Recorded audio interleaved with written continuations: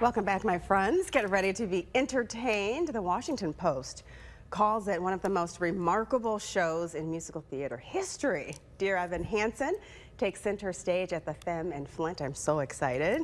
It is my pleasure to have Ashley from the FIM joining me. How are you, Ashley? I'm doing well, thank you. Thank you so much for having me. Of course, I'm excited that you're here. So tell me a little bit about, for those who do not know, what is Dear Evan Hansen about? Sure. Well, for those who do know, it has kind of a complicated plot, but I'll do my best to simplify. Okay. Really, it's about the title character, Evan Hansen, who is a lonely teenager. He finds himself lost and kind of on the outside, like he's always looking in at everyone else living their lives. And through sort of an unfortunate series of events, he actually finds himself very much on the inside, finally fitting in, but also trapped in a lie. So we see the consequences of that and how he has to deal with that. But more broadly, you know, the show navigates themes of grief and loss and depression and anxiety and parenthood, and also, you know, finding your identity and finding your community and realizing that no matter how much you feel alone, you really aren't. And everything that you're saying is what so many young people are going through today. Yes, absolutely. At large numbers. So tell me about, you have a personal affinity for the story. Sure. Yeah, you know, in addition to Evan's story in the show, we also see a family that is dealing with the grief and the loss of their teenage son and brother. And I actually lost my brother in 2013 to an accidental overdose, and we were not teenagers at the time. We were in our 20s, but it was still, of course, a huge blow for my family. And now, you know, these many years later, I realized that maybe we didn't know how to deal with those complicated feelings of grief.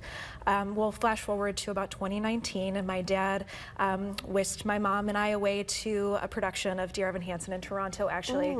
And my parents didn't really know anything about the show, but I'm kind of a musical theater nerd, so I at least knew all of the music, but I couldn't have anticipated how poignant the live production would be. And it was really interesting for my family and I to have that experience together, to see this family that was so familiar, that looked so much like ours, represented on the stage.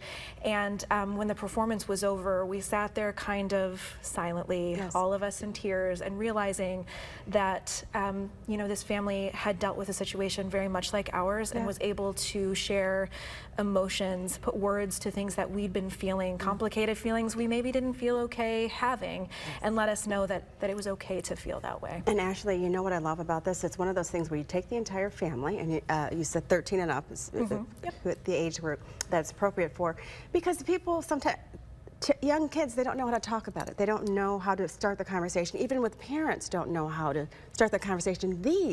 This story can open up so many doors. Yeah, I think that's very true. I think that's true of arts, of performing arts in general.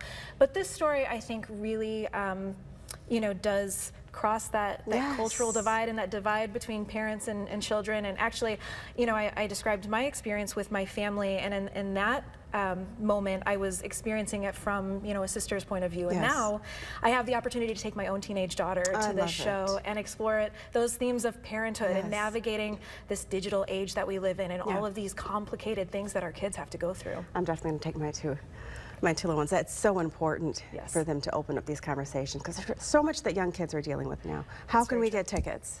You can get tickets online by going to tickets.thefim.org or by calling our ticket center, 810-237-7333. And for our friends in Genesee County, we do always offer a 30% discount for those tickets. So we do hope that you'll get those up if you're not doing anything on Saturday night. And even if you are, or Sunday afternoon, cancel your plans and come see the show. Thank you, Ashley. Thank you for doing. Thank you for sharing your story. I so appreciate it. I appreciate it. Yeah, everyone go out. You have to see this. We will have all the information on our website at WNEM.com. If you have any ideas on what you'd like to see on our show, you can send them to us at WNEM-4PM News at WNEM.com. Just use the subject 4 p.m. News Spotlight.